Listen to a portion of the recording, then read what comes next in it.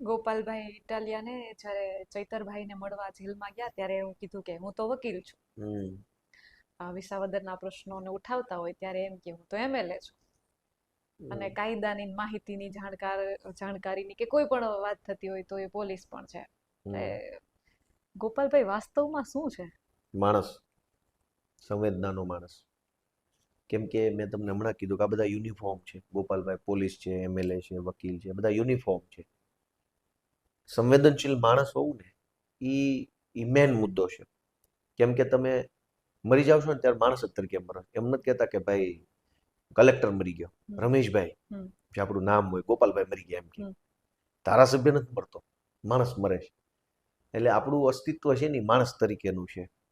અને એમાં વધુ ને વધુ સારો માણસ આપણે બનીએ, જેમ જીવતા જાય એમ વધુ સારો માણસ, વધુ સારો માણસ. 2015 કરતાં વધુ સારો 2018માં, એના કરતાં વધુ સારો 2025માં, એના કરતાં વધુ સારો 70માં. અને એક એવી ક્ષણ આવે જ્યાં તમે ટોચ ઉપર પહોંચી ગયા, આનાથી સારો માણસ જ ન હોય. અને ત્યાંથી તમે પછી ભગવાનના ઘરે નિર્વાણ પામી જાઓ એમ. એટલે આ બધા કોઈક આવું તમને કે તમે તો બહુ હોશિયાર છો ને તમે તો પોલીસ ને તમે તો આમ ને તો કડીક આમ ગલગલિયા થાય એવી વાતો છે, પણ એનો કોઈ અર્થ નથી. જીવનની કાજુબેન પરમ વાસ્તવિકતા એ છે કે તમે સારા માણસ, સંવેદનશીલ માણસ તરીકે જીવો.